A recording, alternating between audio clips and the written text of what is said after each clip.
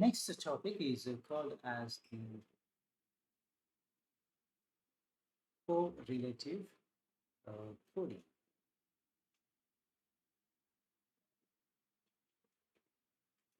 Right. Now, let's consider our previous topic, which was ISI. ISI, in the sense, whenever a particular uh, bit that is sent in the form of a pulse get affected by all the other pulses, right? That's present on the same communication medium. So that is called as ISI. So strictly speaking, there should not be any ISI, right? Any pulse you send should not get affected by the other pulses. True? Okay. Now let us consider a specific scenario wherein either I am trying to send two zeros together or two ones together. Okay, I'm sending either 0, 0, 1 after the other, or 1 and 1 immediately after the other, right? Simultaneously, 1, 1, or maybe zeros. Okay, now you see that in such case, right? Let me write something and then we discuss. So if at all I'm trying to send, say, two ones together, then this is how it's going to look. This is my x-axis. So I'm not sending 1, 0 or 0, 1. I'm trying to send two zeros together. Sorry, two ones together first. Let me draw that. So this is a 1, and followed by that, immediately adjacent to that, I'm sending another 1.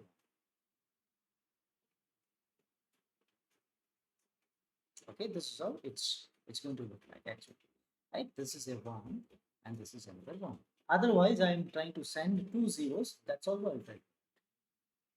Okay, this is the time axis. This is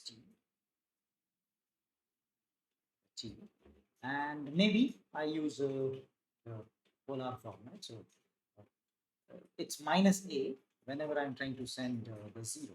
Okay, 0 is coded as a minus a axis. This is followed by the other one over here.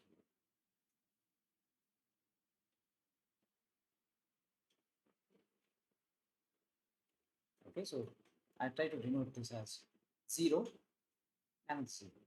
Now, right, so this is traveling certain amount of distance, and now let us assume, right, we have a scenario like this. Okay, this is the time, right? Definitely it will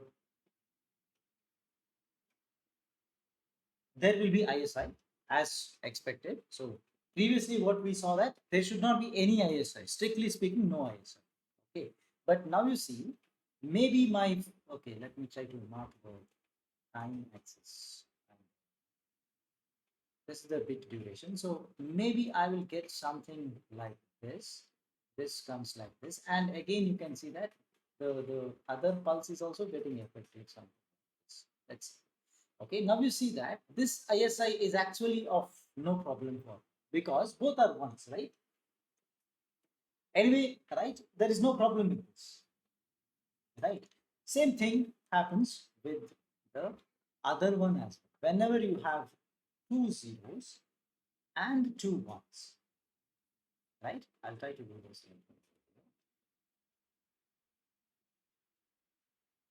Right. So this could be something like this, and another this right? So this is how it's going to look. Okay. Now again you see that, right? We are still okay with this kind of this kind of ISI is fine for us, right? So uh, the fundamental concept here being, right, let me go back to the frequency domain and try to explain what exactly is happening.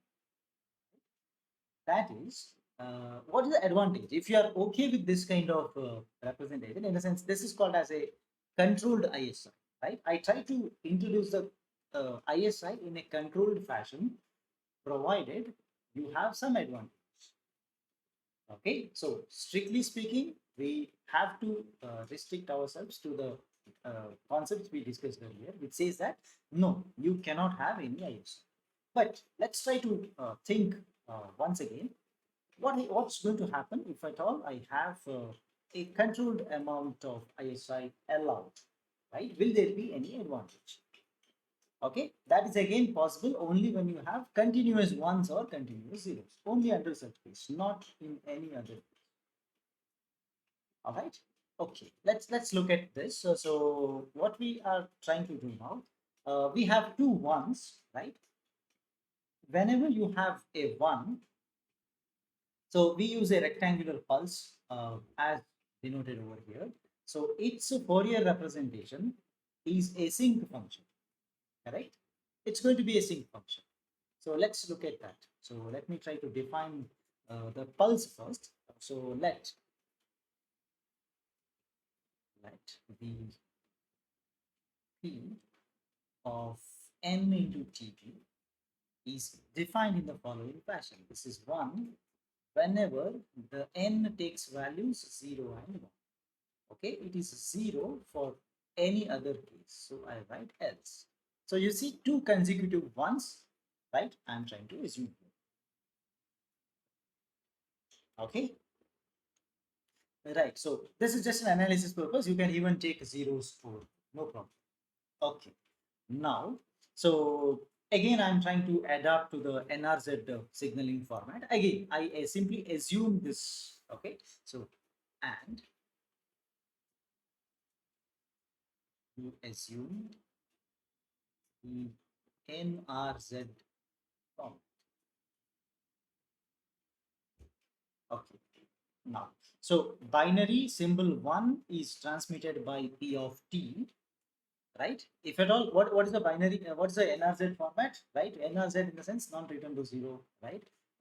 If you write the P of T, that P of T is corresponding to 1 and minus of P of T for 0, right? So if you remember, anyway, we'll not write that now. So what you do on the receiver side, you receive, you process, and you sample at t equal to n into t. Whatever the value you get, you try to use a threshold value over there to decide whether it is 0 or 1. Correct? That's fine. So now our fundamental idea is that uh, we check that whether there is ISI or not. Okay, all the pulses, right? All the pulses you receive, if they are affected by any other pulses, you say that there is ISI, otherwise no ISI, right? So considering two successive, considering the two successive pulses, right? How to denote that? One pulse will be P of t. You see the second pulse is shifted by a specific amount TB, correct? So this is P of t minus capital TB, right? Considering the successive pulse. So there are two ones now in our this thing, in our P of NTB. So you see that one is P of the current position, if you assume it as t, second one will be shifted by t, right? And according to this, right, according to the current scenario, both the P of t and P of t minus tb, right, are positive. Okay, so and let me assume they are positive. Okay, now you see the sampling value at t equal to tb, right? At a particular tb, I'm trying to sample, right? This implies, I'll show you with a diagram now, so that becomes very clear to you. All right, so but as of now, let me write the sentence, let me complete the sentence. So if I have both P of t minus tb positive, right, that will that's going to imply that the sample value, the,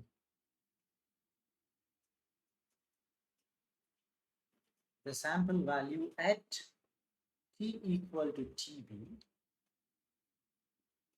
will be equal to, can you tell me what it is? Because one of the pulse will give you 1, the second pulse is also 1 over there, so it should get added up and you should get a 2 over there. Is it fine?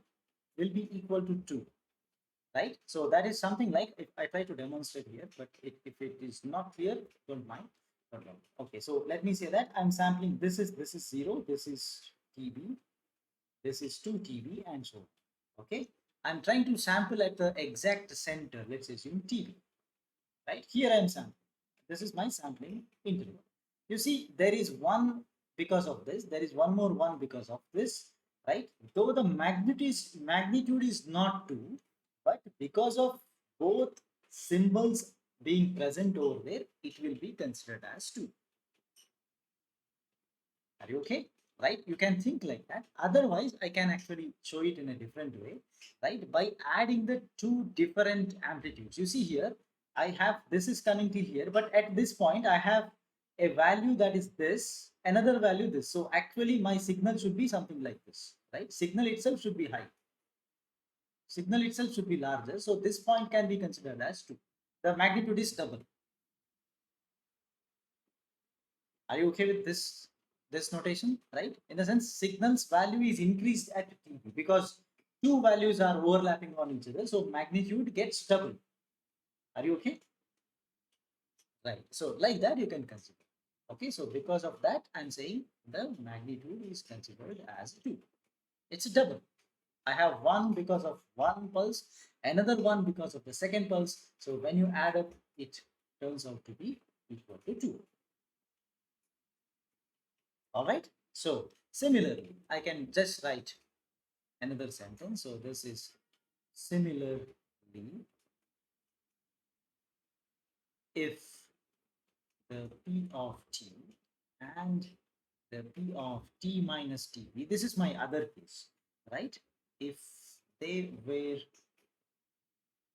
both were negative, right? This implies the sample at t equal to tb should be equal to -2. Correct? Because as of now, we are looking at only the continuous pulses only, right? So that we can analyze if they overlap, do you have any problem? If no problem, you can go, uh, if we prove that, okay, there is no problem in these conditions, definitely, we can try to change our coding techniques. Okay, we can try to do a different coding. That's what we are studying here. That's what is called as a correlative coding. Anyway, we are coming to that. Okay, right. But so these are the two cases which we are actually interested. Either continuous positive values or continuous negative values. Okay, that's fine. But now we'll go for the obviously third case, right? That is, they are opposite polarities. Okay, so if the P of t and the P of t minus t, so are of the opposite polarities, right? Then what happens? Then it should cancel, right? Because one is on the positive side, other one is on the negative side. So at the uh, at t equal to tb, then the sample at t equals to tb, right? That would be a 0, right? So you see, this concept gives us a logic to make a correct decision at the sampling instant, right? I try to use this. Again, I have not defined the logic yet, but I could observe something, thinking that there is ISO. Okay, so it's obvious because you see, though I say that, okay, my condition says that you have to specifically restrict a specific amount of bandwidth whenever you do the sampling so that there is no ISI, etc. All those things are right, something like ideal, right? But when it comes to the practical implementation over a hardware, right?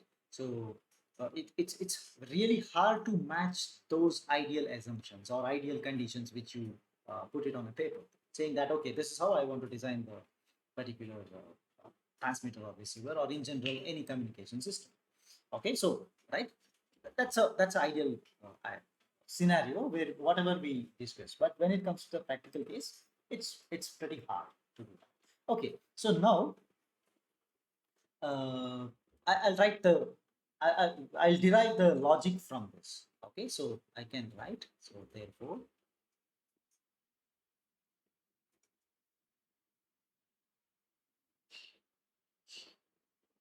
we can use the following logic, okay, to make or to derive, to make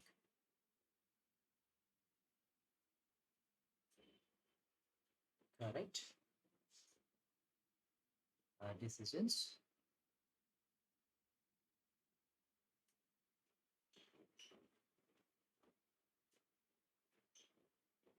where you are doing that, that's being done on the receiver side during the sampling. Okay, so I'll write during the during the sampling. I can write instant during the sampling instant on the receiver. So I want to avoid the mistakes, right? So let's assume that we are okay with the ISIs only in case of continuous listings, continuous ones also. Now you see, this is the logic, right? If the sample value is say positive, okay, that means, right, you see that. So in both these cases, right, positive happens where? Only in this case, right? See, this is the positive, this is negative, this is zero. Are you okay? So we have three cases. We try to define three cases. If at all I sample at any point, I sample at a particular TB and I find that the answer is positive. Like in this case, I showed that this is 2, but it's because of the physical, uh, the transmission conditions, right, or the channel or the properties of channel. It may not be 2, it may be slightly different, maybe 2.5 or 1.9, 1.8 or something, some positive we assume. So whenever you do the sampling, if the sample value is found to be positive, that means what? See, positive means both the samples are ones. Both your current bit and the previous bit, both are equal to 1. Is it okay? So that's my first point under the logic. So this is the point number 1. Point number 1 is like this. So you sample. So if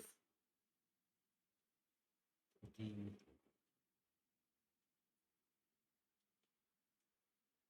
sample value is say positive. If it is positive, then I can directly come to a conclusion that, right, the present and the past bit, both bits I can say are ones. They are ones. That's why you got that. Right. Let's look at the next scenario. I'm going to derive from the second point we discussed. So I wrote here, similarly, if the P of t and P of t minus tb were negative, right, then the sample's value should be minus 2. Correct? So I can do the reverse engineering here. So if at all I get a negative sample, then the present and the past bits are zeros, right? So I can write if the sample value is negative, right? Whenever it is negative, then the present and its previous or the past will also work. Present and the previous bits are zeros. Okay. Now, can you tell me what should be the logic considering the third one? The third one is like if P of t and P of t minus tb are opposite polarities, right? It means the sample comes to be equal to 0, right? So now I need to write the reverse way, reverse order here. So whenever you sample, if you find it as 0, then what should be the condition? Here in the point I said simply opposite polarity. Uh, how do you characterize that? Opposite polarity, how do you characterize that? Present and the past should be the complement of each other, correct? Because I don't know what is the present value. I can simply make a comment that whatever is the present value, the previous one will be its complement. Then only it becomes 0, right? So that's the third logic we derive. So if say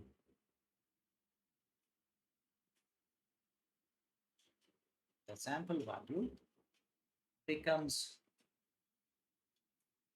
0, right? Then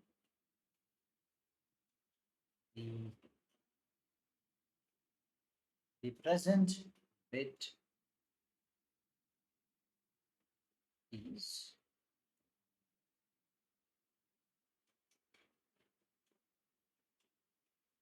the complement of its previous bit.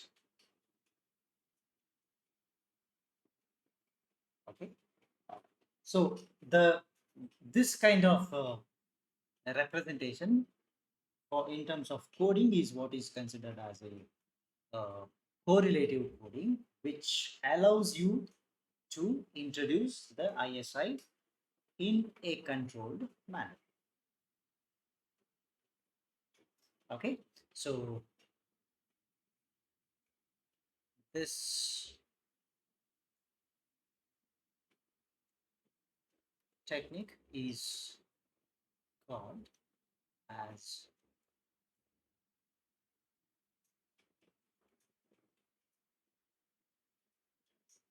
correlative coding, which allows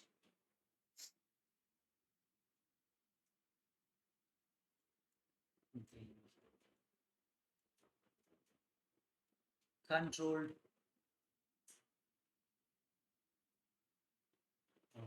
introduction of ISI during the communication.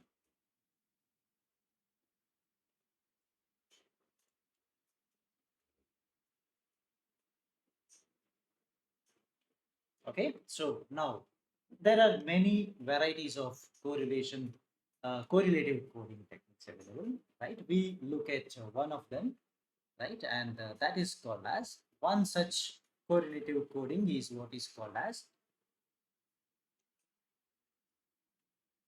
duobinary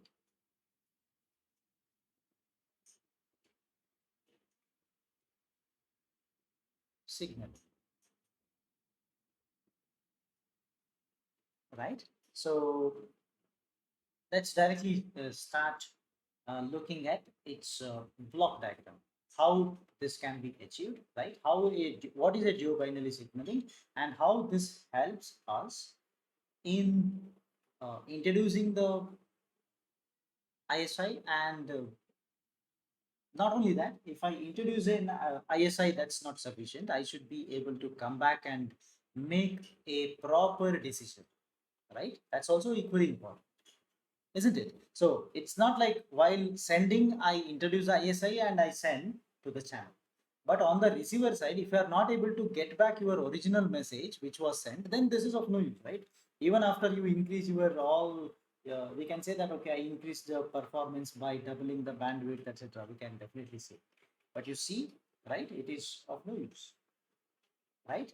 If you are not able to come back, that's the problem, right? So we have to prove that yes, when you use duobinary signaling, I am able to come back to my original message which was sent from the transmit. Okay, only then we can say that yes, this is a good technique. All right, let's do that. So this is how it's going to look like. We have the input side, we have input binary sequence. Input binary sequence. Normally that is denoted by BK, binary at kth interval of time. So this signal, the binary sequence which is coming, will be passed. We'll take that and we'll give it to a block.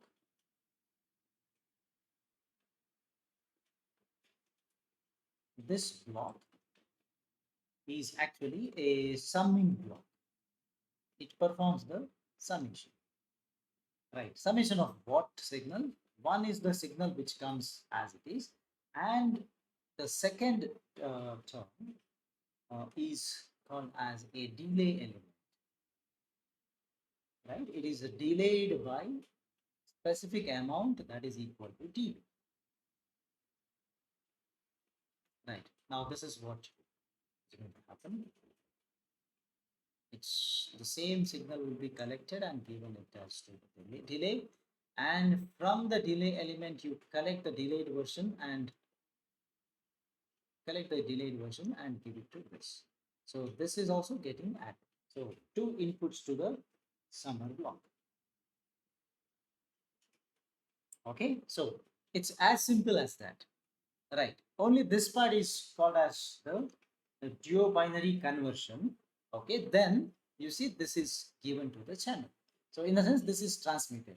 So when you transmit, this will go pass through, right? So now you see, we come to the ideal part that we assume that channel will not modify this, but practically it is not going to happen. We have to consider some other cases now, cases to look at the practical this thing. But our intention now is just to look at the duobinary signal, not the channel's perspective.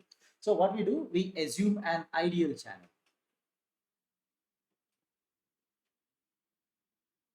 So let us try to denote that as HC of F, right? So anyway, this is just a representation of the channel.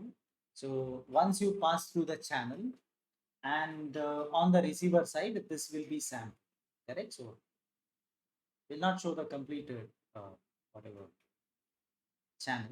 Okay, even the receiver part will not show here. Okay, so we have something like this. So now you see this is a sampler which is present on the receiver side. This is going to touch this at every t is equal to k times t. You try to uh, touch this edge to this so that you can sample it off, right? So when you do this sampling, after the sampling, you get, right, the output sequence. Let's denote that as CK.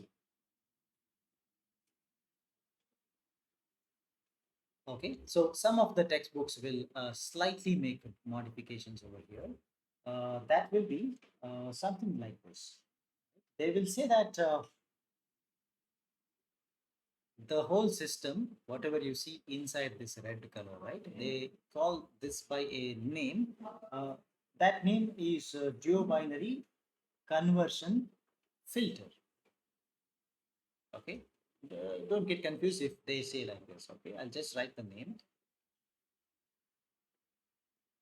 Duobinary conversion filter, or the system, doesn't matter. Okay, it's one and same. Anyway, you don't have to write this red colored part at all. Okay, just for your reference. Okay, so this is how it's going to look like. Now, uh, so we can see that what are the various parts we have here. Let's try to recall the various parts here. So we have BK, which consists of uh, uncorrelated digits represented in the polar form, with binary 0 as maybe -1 and the binary 1 as +1. So the BK which we see here, it has to have the following characteristics. Let's assume like this. The BK has uncorrelated. There is no specific way of defining when the 1 comes and 0 comes. Okay, when 0 comes, when 1 comes, we don't know. So that's what is called as uncorrelated, right? Uncorrelated bits in polar form. So what do you mean by polar form, right? So 0 is say plus, maybe it's minus, right? So as far as our concern, so 0 is -1 volt. If you have 1, that is represented by +1 volt. Let's assume. Okay, let's try to keep it as simple as possible. But normally you can write plus A minus A. Okay. So now you see, when this particular sequence is applied to a duobinary encoder system, right, output should be right as per our previous assumption. What is that? What's the previous assumption? We wrote 3 points over here, you can see, right? If you at all you have, right, consecutive positive, consecutive negative, or alternatively different things. So according to that, this output should be either -2, okay, either -2, that's the first one, or 0 or -2, right? So I can simply try to denote that, right? Maybe the CK output anyway, it's okay, actually the output what you see here, that is actually the sampled version of right, whatever comes at the output, right? So that's what is denoted as CK. But you see, it is simply the sum of your present sequence and the past sequence, right? Present and the past getting added, and anyway, ideal channel will not do anything, right? Ideal is normally represented as simply 1, right? You multiply by 1, nothing changes. All right, so whatever comes at the output of that filter, you simply try to sample it to get the CK. So I can write CK in the most simplified format. CK is equal to current value BK, and the past value of BK is, we call BK minus 1, right? So CK is equal to, I can actually write an equation here. So the CK is equal to BK plus BK minus 1 is my fundamental equation, right? It's as simple as that. Right. When you do this, you will observe that there are some advantages. Okay, fine. So let me try to demonstrate this by the help of an example. Then we'll proceed further. Then we'll discuss about the ideal channel or whatever is the filter is there, right, etc. We'll discuss later. So let's take an example and let's do this.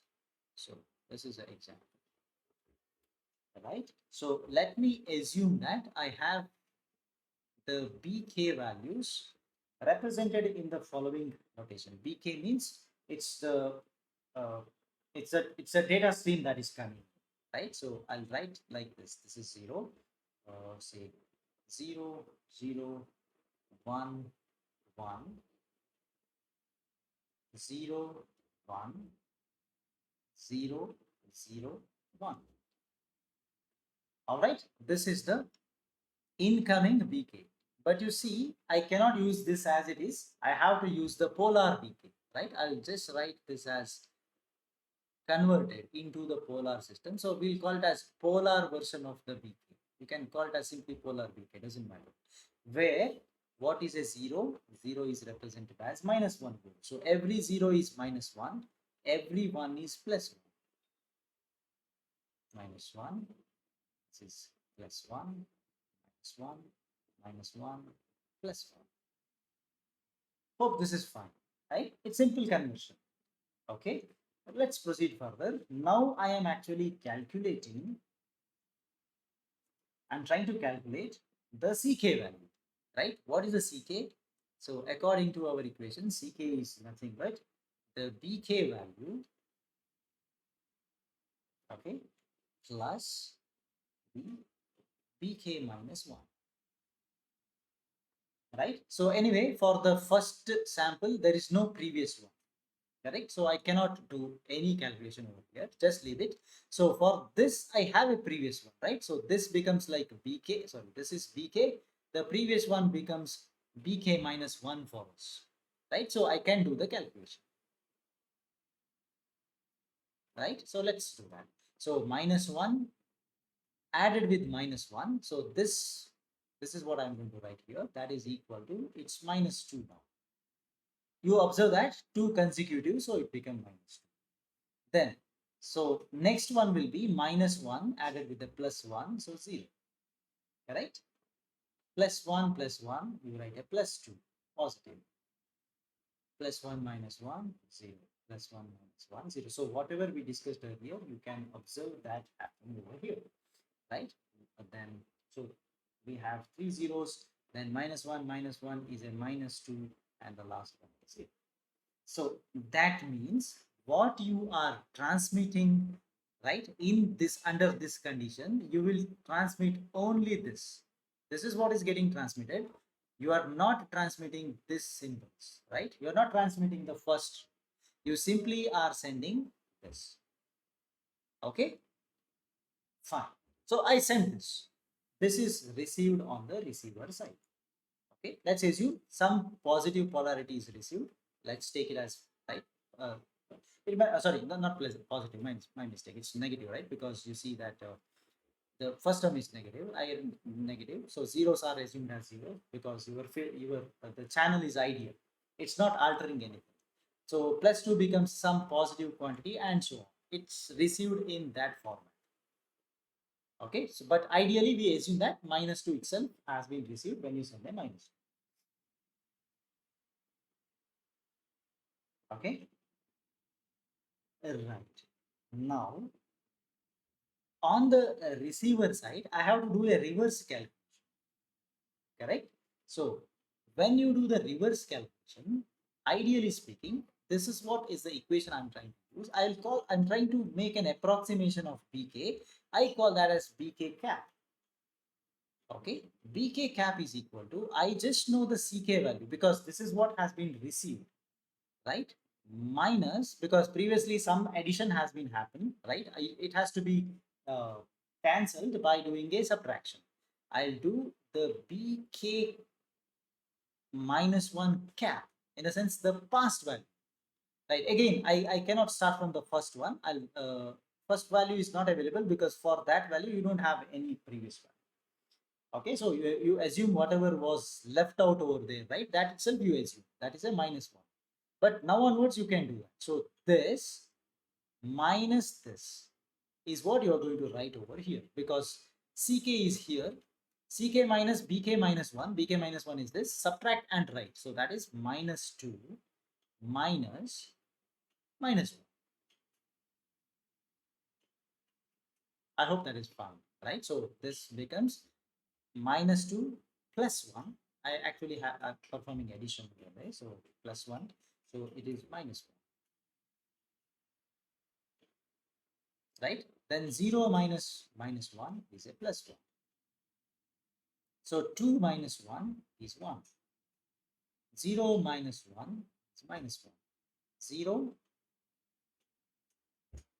minus 1 is a +1, right? 0 minus 1 is a -1.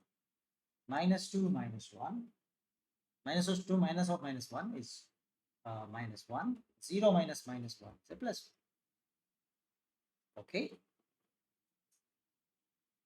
which one? Third last, let me check. 0, third last is this, so you 0 minus, okay. So we get that. Now what I do, I convert this back into, this is actually in the polar format, right? You can write that as a output sequence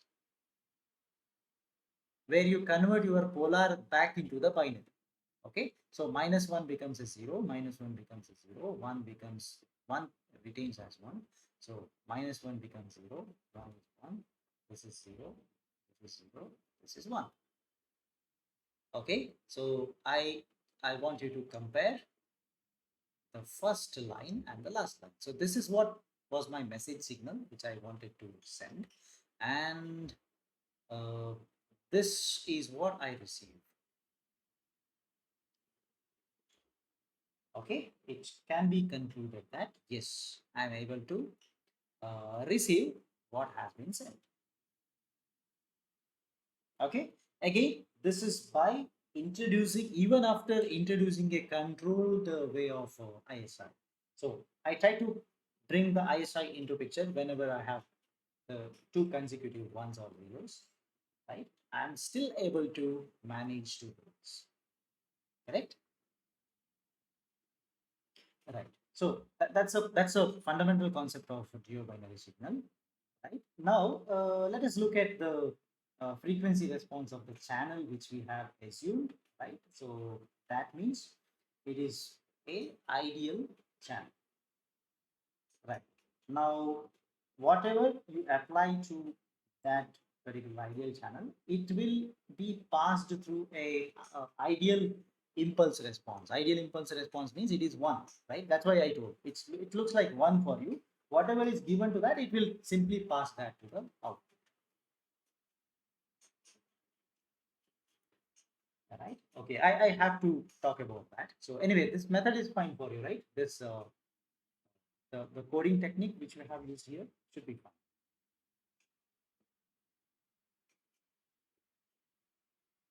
Right? Okay, let's proceed further. Now, we have to do a little bit, we have to try, we should try to represent the filters characteristics, right? We have to look at that first, right? So, okay, I'll write a next point here. So, I'll just check what notation I had here. I'll use the same notation. So, okay, ideal channel HC of F. So, the HC of F, right, is the ideal response of a channel,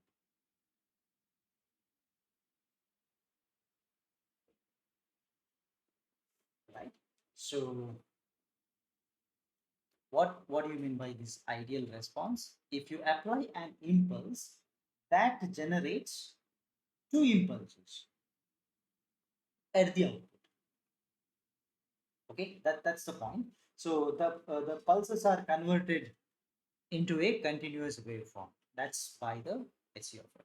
So that means the output of the summer, right? Let me show you the summer once again, just to recall. You see, this is the summer.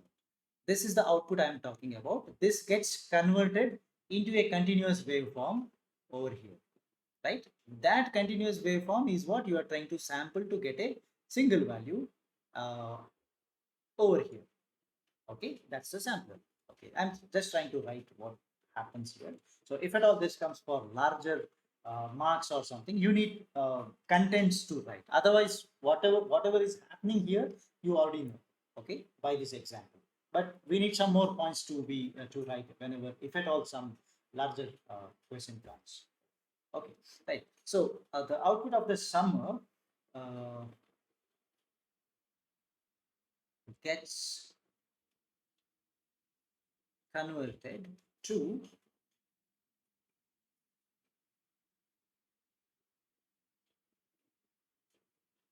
a continuous waveform.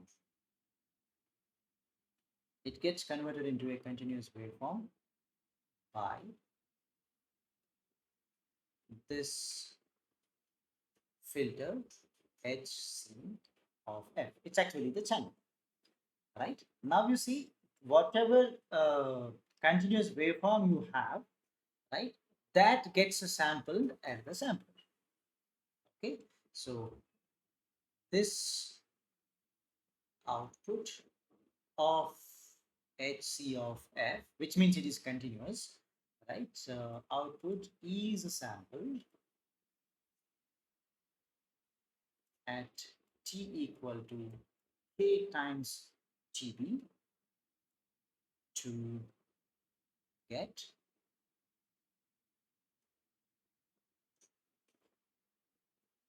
the duobinary. Okay, that's the input or output. Right. Now you see, let's look at the same thing in the frequency domain. Right. So far we consider everything in the time domain. You see input comes, you provide a delay, add it, right? Sum it, pass it through a filter, and sample it. Okay. But you see now what exactly we are going to do. We are going to look at the same thing on the frequency domain to decide what are the frequency characteristics or the frequency requirements to build this system. That's also equally important, right? Okay. So I'll call it as the frequency domain analysis of the duobinary system.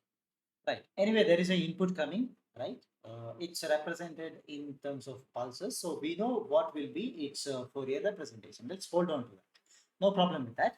I want to see that that input passes through a delay element, right? One, it will come directly to the summer. Second part will be a delayed and it will pass through a delay element and then comes back, correct, to the summer. So now we let us look at the frequency response. Let's start from the frequency response of the delay element. Okay, so I'll write, so the frequency response of that delay element.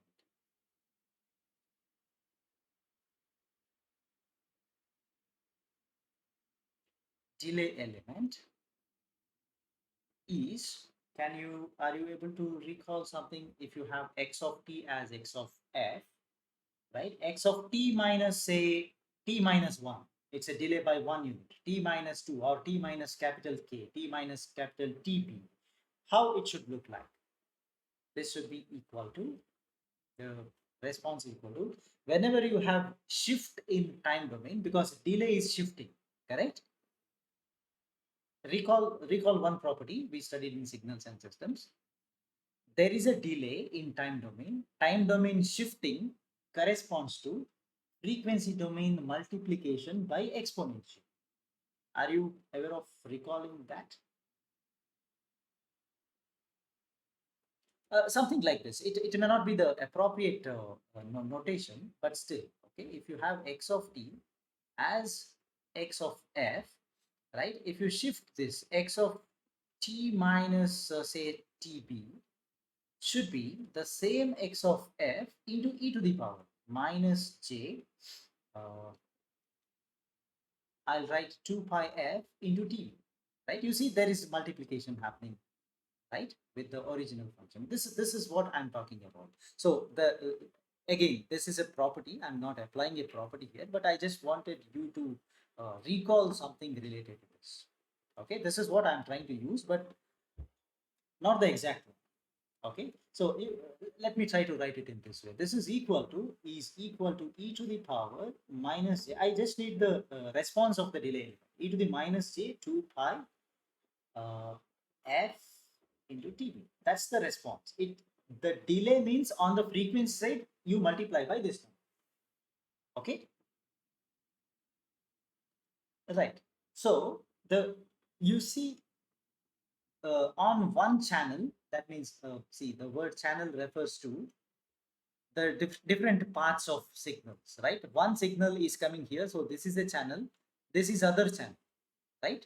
Both the channels we are adding, so both the channels in the sense they are parallel here, right? Both are coming, moving in the same direction. Signals are traveling in the same direction. They get added up in the in this particular summer block. So what happens now? So the frequency response of, right, both signals get added. Correct? Let me write that. So therefore, so this is only one channel, uh, but now I am talking about what is the response of that. Uh, what is the frequency response at the output of that summer block? Okay, right. So I'll write one sentence, but the the frequency response, the frequency response of two channels get added in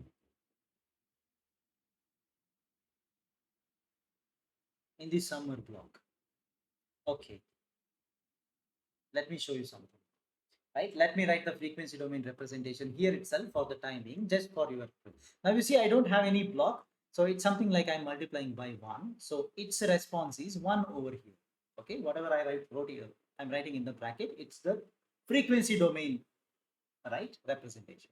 I'm not changing anything. Whatever frequency comes in gets multiplied by 1 and it comes to the sum. But whatever comes here, delay means I am actually on the frequency domain, I am actually multiplying e to the minus j 2 pi f into tb, right? This is what you get multiplied and you add it over here, correct? So overall response will be 1 plus this, correct? Because it is a summer, right? It even, it doesn't care, it's not going to take care of, it's not going to care whether you are in the frequency domain or the time. The frequency response gets added or the time domain sequences get added up. Are you okay with that point? Right? That comment is fine for you, right? It simply does the addition of the samples, irrespective of whether you are looking at the samples in the frequency domain or the time domain, doesn't matter. Okay, so now because of that, I'm going to write the following sentence now. Okay, so that means, now let me continue. Uh, Therefore, in the summer block, they get added up. So this implies, so hence I can say that the the overall frequency response. Okay, so the frequency response of the filter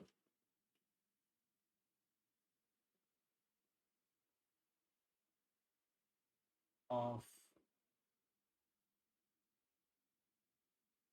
duobinary signal, right, should be simply, there is one which is the direct path and the e to the power minus j 2 pi f into tb, this is the delayed path. Totally you have this, right? Now this is actually, this is the signal which comes at this point, right, at this point. Now I have to consider the effect of the channel. So channel, if ideally it is hc, ideally you know that it simply passes the output, but you see, if at all the channel has some other response, that gets multiplied in the frequency, correct? So whatever you have now gets multiplied by the hc of f. So this implies the overall transfer function that I call it as h of f. H of f is equal to, so duobinary gives you 1 plus e to the power minus j 2 pi f tb into the hc of f. Are you okay with that? Yes, now let's go ahead. Let's see this in more detail so that I can plot a graph, understanding what it is going to happen. Okay, so uh, but let me call this as equation one so that I can keep substituting later. But we assumed ideal filter. Sorry, ideal channel. So that means when I say my channel is ideal, I can replace the HC of F by 1, correct? So this is ideal channel. Ideal channel means the HC of F is, now you see, though it's simply 1, let us say there is a limitation in terms of the bandwidth. Okay, so this is 1 within the band of frequency, that I write magnitude of F is less than or equal to B naught, where B naught is the bandwidth. Anyway, I'll come to that. Whenever it's going to be say 0 if the magnitude of F is greater than B naught, right? So B naught becomes the bandwidth. Okay, so B naught is the overall bandwidth.